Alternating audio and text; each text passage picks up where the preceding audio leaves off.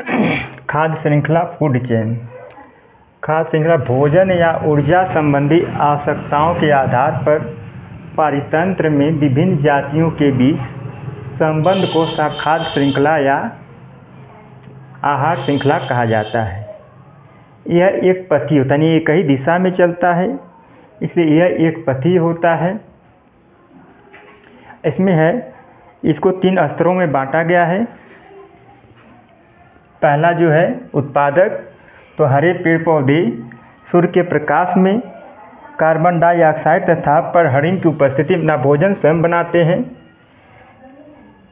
या कार्बनिक पदार्थों से अपना भोजन बना लेते हैं, जो उत्पादक कहलाते हैं। ठीक है।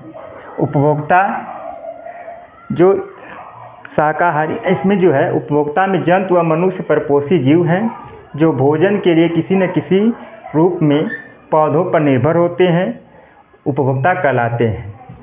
उपभोक्ता 3 प्रकार होते हैं। प्राथमिक उपभोक्ता, इसमें वे जंतु आते हैं जो स्वयं अपना भोजन हरे पेड़ पौधों से प्राप्त करते, इन्हें शाकाहारी कहा जाता है।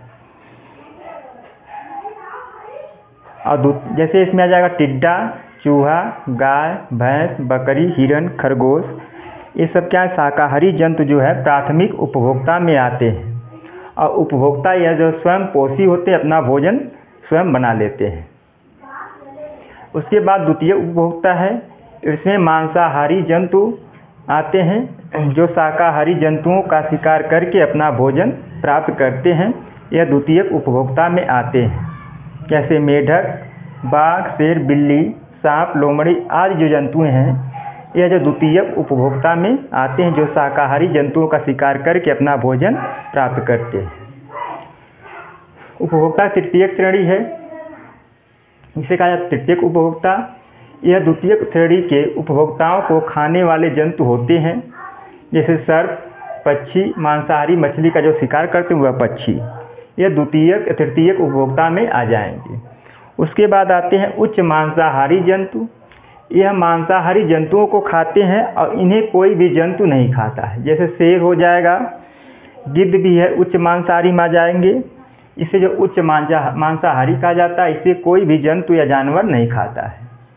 उसके बाद अपघटन करता है, यह मृत जीवों को खाकर वायुमंडल को यानी कि पृथ्वी को स्वच्छ रखता है और उससे जो नाइट्रोजन आता है वह मिट्टी में मिला देता है, जिससे नाइट्रोजन चक्र चलता रहता है। अपघटन करता जो है मृत जीव जंतुओं या पेड़ पौधों को, जैसे छोटे जीवाणु है, पेड़ पौधों को गलाकर सड़ाकर जो है मिट्टी बना देते हैं, जिसमें नाइट्रोजन चक्र पूरे करने में सहायता होती है।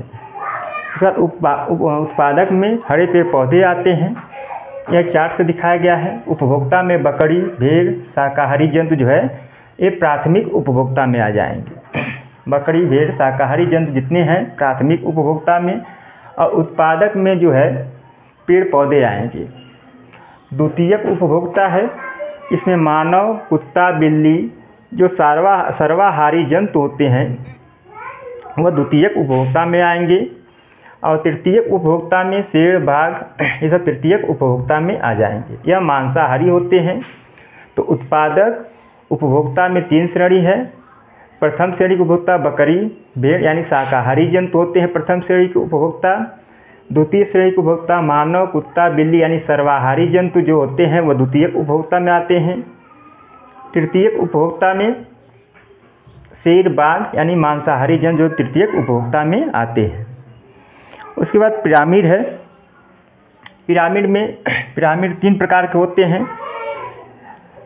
पहला अस्थल पिरामिड, यह सीधा होता है, इसे जितने भी हरियाली हैं पृथ्वी पर पाए जाते हैं। इसे याद रखना पड़ेगा कि स्थल पिरामिड हरियाली जो हरे भरे क्षेत्र पृथ्वी पर पाए जाएंगे, तो वो भी उपजाऊ मिट्टी में, जहाँ पे पेड़ पौधे उग सकते हैं। ये नहीं कि रेगिस्तान में पहाड़ों पर हरे पेड़ पौधे नहीं पाए जा सकते, कम मात्रा में पाए जाते हैं। अब जो है पेड़ पौधे ज़मीन पर पाए जाएंगे, इसलिए उत्पादक में जो है इसका पिरामिड सीधा होता है। स्थल पिरामिड क्या होगा, सीधा होगा। उत्पादक में हरे पेड़ पौधे ज़मीन पर पाए जाएंगे, इसलिए उत्पादक नीचे हो जाएगा, इसकी संख्या अधिक होती है उत्पादक की। उपभोक्ता उसके बाद होते हैं, फिर उसके बाद लास्ट में होता है अपघटक। ये जो अपघटक में आते हैं, अब देखिए जल स्थल तथा मरुस्थल पिरामिड है। जल तथा मरुस्थल पिरामिड में यह उल्टा होता है।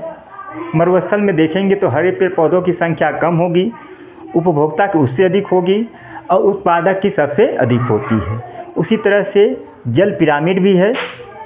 जल पिरामिड में जो है जल में यह भी उल्टा होता है। जल पिरामिड, जल में जो है उत्पादक की संख्या कम, उपभोक्ता उससे अधिक, अपघटक की सबसे अधिक होती है।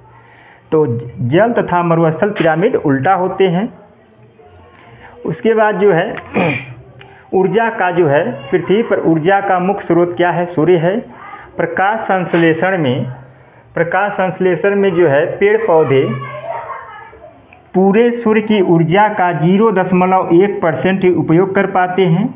0.1%, यानी कि प्रकाश संश्लेषण इतना होता है 0.1% जो है प्रतिशत उपयोग कर पाते हरे पेड़ पौधे प्रकाश संश्लेषण के लिए, यानी कि 4 × 10⁻13 कैलोरी प्रति सेकेंड। 13 कैलोरी प्रति सेकेंड जो है इतना ही जो है पेड़ पौधे इसका उपयोग कर पाते हैं। बाकी जो है परावर्तित होकर वायुमंडल में चले जाते हैं। सूर्य का प्रकाश की ऊर्जा जो है, पूरे सूर्य के प्रकाश की ऊर्जा का 0.1% हरे पेड़ पौधे उपयोग करते हैं, यानी 0.1% का मतलब 4 × 10⁻13 कैलोरी प्रति सेकेंड की दर से इसकी खपत होती है सूर्य की ऊर्जा का। उसके बाद लिंडमान का जो है प्रयोग है। लिंडमान एक वैज्ञानिक थे। उन्होंने कहा था ऊर्जा का जो प्रवाह होता है वो 10% का जो होता है। अब सूर्य का प्रकाश जो है,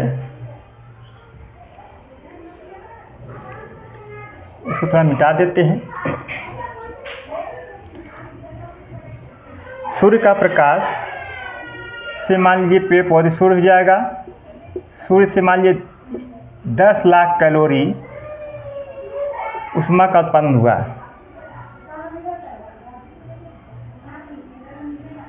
10 लाख कैलोरी ऊष्मा मिल रहा है सूर्य से। अब सूर्य से जाएगा हरे पेड़ पौधों में 10%। 10 लाख का 10% हरे पेड़ पौधों में चला जाएगा। उसके बाद पेड़ पौधों से जाएगा शाकाहारी जंतुओं में 10%। ऐसा शाकाहारी चला जाएगा 10%। यह लिंडमान का नियम है। लिंडमान का 10% का नियम। अब शाकाहारी से चला जाएगा सर्वाहारी जंतुओं में, इसमें भी जाएगा 10%। सर्वाहारी में जाएगा 10%। सर्वाहारी से चला जाएगा मांसाहारी जंतुओं में 10%। मांसाहारी जंतुओं में 10% जाएगा। यह लिंडमान का 10% का नियम है। तो 10 लाख का जब 10% निकाला जाएगा तो इसका करीब हो जाएगा 1 लाख के बराबर, यानी कि 1 लाख कैलोरी ऊर्जा किस में जाएगी? पेड़ पौधों में चली जाएगी 1 लाख कैलोरी। 10% निकालेंगे इसका 10 लाख का तो जाएगा 1 लाख, यानी 1 लाख कैलोरी इसमें किस में आएगा? पेड़ पौधों में चला जाएगा। फिर 1 लाख का 10% निकालेंगे तो जाएगा करीब 10,000 कैलोरी उसमें चली जाएगी शाकाहारी जंतुओं में। अब 10,000 का निकालेंगे 10% तो ये चला जाएगा 1,000 कैलोरी सर्वाहारी जंतुओं में।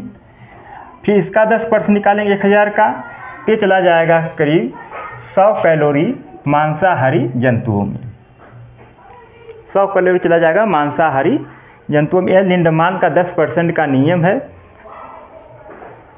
और इसी का उल्टा होता है जहर। और किसी में विष या जहर का मात्रा जाएगा कि उल्टा होता है। कोई भी जहर खाएगा तो उसका 90% जाएगा, 10% के लिए इधर चला जाता है। जैसे कोई सूखा फल खाता है तो उसका केवल 10% उसको ऊर्जा मिलेगी, लेकिन जहर कोई पिएगा तो 90% जहर काम करेगा, 10% के लिए इधर उधर चला जाता है। इसलिए जहर बहुत तेज़ी से कार्य करता है, जहर या विष, और लेकिन ऊर्जा जो होती है वह 10% ही केवल कार्य करती है। लिंडमान का 10% का नियम होता है, यानी कि सूर्य से चलेगा 10%, पेड़ पौधों में जाएगा 1 लाख, फिर 10%, 1 लाख का 10% निकालेंगे 10,000 शाकाहारी जंतुओं में, फिर 10,000 का निकालेंगे 10% तो सर्वाहारी जंतुओं में चला जाएगा 1,000 कैलोरी। 1,000 कैलोरी का 10% निकालेंगे तो 100 कैलोरी चला जाएगा मांसाहारी जंतुओं में। इस तरह से अपघटक सबसे कम ऊर्जा प्राप्त करते हैं। जो अपघटक होते हैं वह सबसे कम ऊर्जा प्राप्त करते हैं और सबसे अधिक विष की मात्रा अपघटकों में जाती है। यानी जो कीटनाशक का प्रयोग किया जाता है सबसे अधिक चला जाता है अपघटक वाले में। यानी जो जंतु खाते हैं कीटनाशक दवाइयाँ या चूहों के मारने के लिए दवा आती है लिथाल डोज करके LD50, यह जो है करीब LD50 जो है 90% कार्य करती है। चूहों की मारने की दवा होती है LD50 लिथाल डोज जो है चूहे की मारने की दवा है LD50, यह 90% कार्य करेगी, बाकी 10% इधर उधर चला जाता है। तो इस प्रकार से खाद्य श्रृंखला है फूड चेन।